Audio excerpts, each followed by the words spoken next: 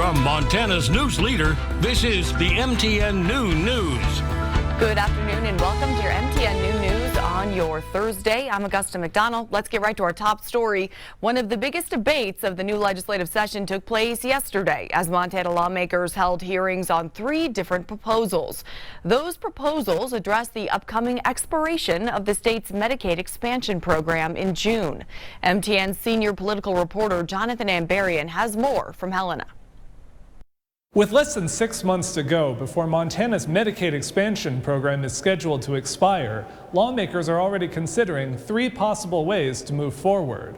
Dozens of people were here at the state capitol on Wednesday afternoon to make their voices heard on those proposals. I just want to say thank you to all the people who drove here to participate in this. All 3 bills came up in 2 overlapping hearings. A House committee heard 2 proposals that would remove the June 2025 sunset date on expansion. Their hearing lasted almost 5 hours. Healthcare providers, mental health advocates, tribal members, and business groups were among those testifying about the importance of continuing Medicaid expansion. When I used to talk to people that were struggling, they had to choose between care or work.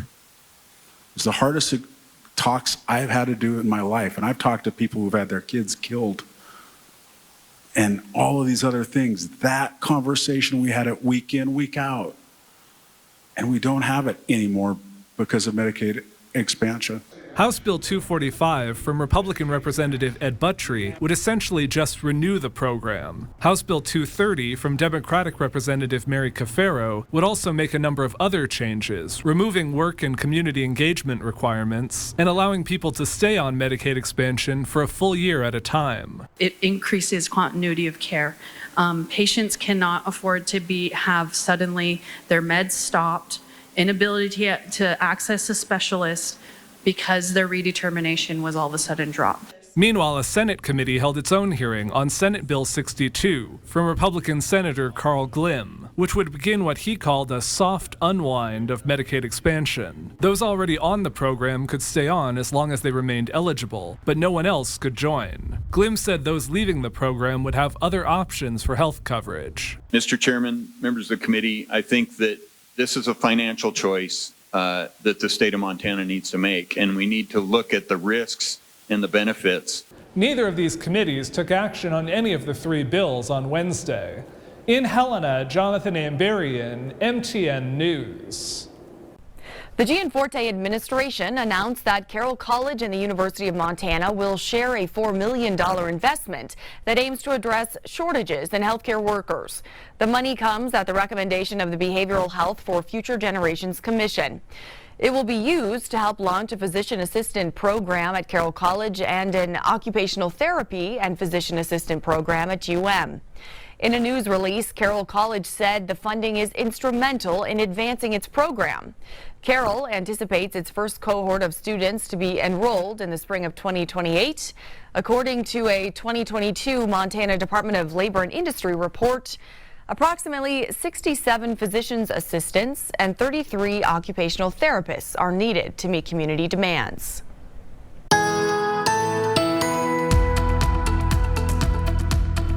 In the short term, our concerned wind into the Rocky Mountain front already gusting there and also along I-90 in the Livingston area. By this afternoon and this evening, our attention will turn to snow possibilities here. Lewistown, Stanford, Great Falls area. It's not going to ease up on you. We'll also see some snow into the Red Lodge foothills of southern Montana. So windy periods for now, the snow to follow tonight, and then cooler than average temperatures for the weekend. Newly obtained internal documents show President Donald Trump could be weighing whether to send thousands of troops to the U.S.-Mexico border to stop the flow of illegal immigration. Communities around the country are bracing for ramped-up enforcement efforts. An immigration crackdown should not impact immigrants who are legally in the United States, but still many are concerned. Billings is home to one of 2 refugee resettlement offices in the state. MTN's Charlie Kleps reports. It might look like your ordinary classroom. But if you listen and look closely, you'll notice this classroom is a little different than most. Academic language is the support areas that they need. It's the Multilingual Academy, one of 3 charter schools recently added to the district, focused solely on non-English speaking students. We have newcomers that are coming to the country either through a refugee or asylee program. Many of the students here are from South and Central America. Others moved to Billings from places like Iraq and the Middle East. A few are refugees. It's amazing to watch students from the Middle East sit down and work in groups with students from Central America or South America. But backgrounds don't matter here, which District Assistant Superintendent Chris Olszewski absolutely loves. We want to be a place where multiple cultures can come together and to share. But while this group is settling into the Magic City, elsewhere a lot could be changing. A lot of that policy, again, is created to create this atmosphere of fear. President Trump has promised to issue mass deportations and has already signed several executive orders restricting immigration, even canceling the travel for refugees already approved for resettlement programs in the states.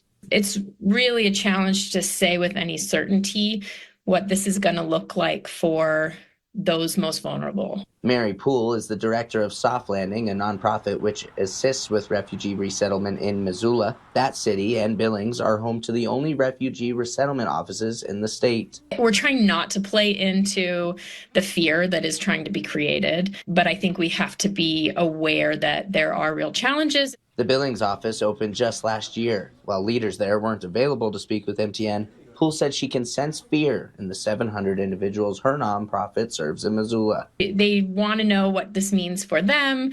Many are trying to still be reunited with family. And so it's really challenging to see the resettlement system take this pause, and hopefully it is a pause. Poole says all refugees in the Montana resettlement are here legally, just like all of the students in the multilingual school. Even so, uncertainty has caused concern. We're always worried about this, the social and emotional well-being of students. Many wondering if future refugees will be able to resettle in Montana as life goes on for those already here.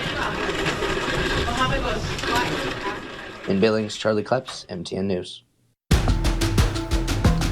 In today's leading look, 120 inmates from the Montana State Prison in Deer Lodge are now being housed in the Tallahatchie County Correctional Facility in Mississippi. The Department of Corrections director says the move will help his department better manage populations in Montana prison and jails.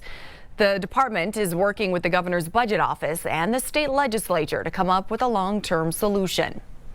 Staff at a Great Falls nursery say they're in urgent need of baby formula. Toby's House crisis nursery staff say they rely heavily on community donations and are currently serving at least 6 infants in-house.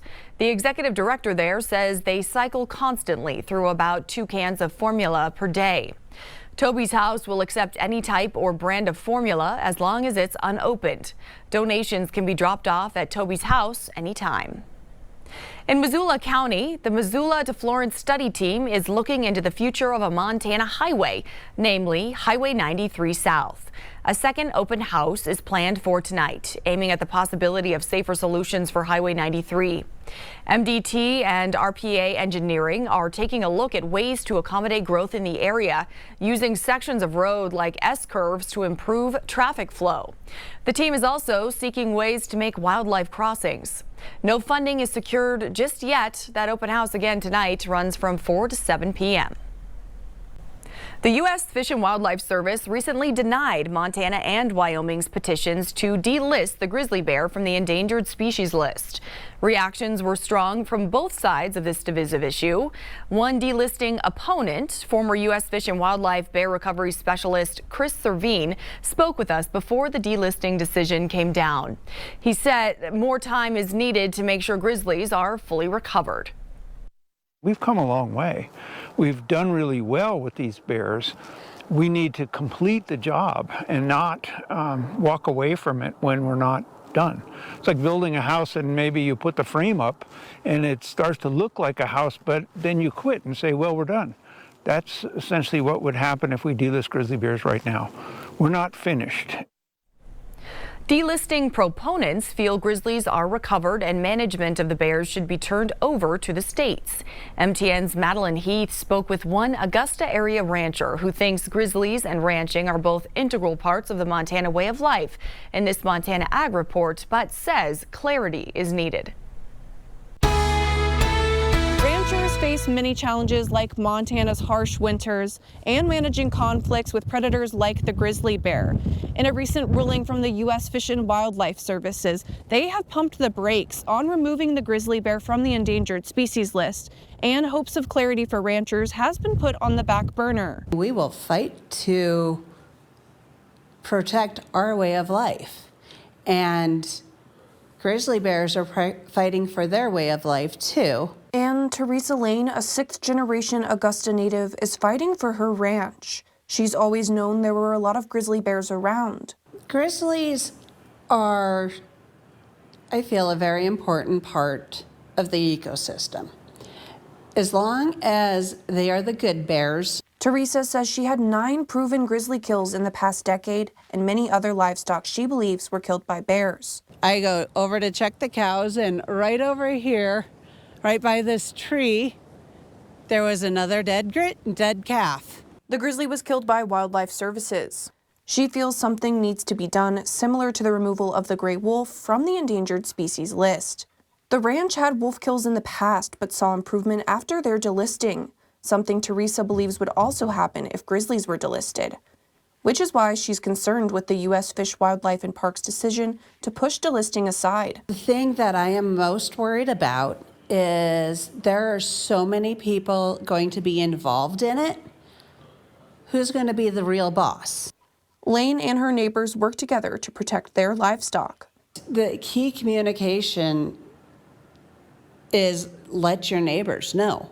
If they lose a calf, they usually call you, or if you lose one, you call them. She says losing one animal in the span of a year may not seem that detrimental, but that loss can change the whole herd and is a large financial burden, even with the reimbursement from the Livestock Loss Board. If it kills one of those calves, I just lost all my breeding from that cow that I can go back years on her. And you just lost all those genetics. But more than losing money or the legacy of the herd, she says this is about losing what she has worked so hard to leave for her kids. My cows are very important to me, and ironically, I've installed that in my kids too. Yep, they love their cows. Reporting in Augusta, I'm Madeline Heath, MTN News.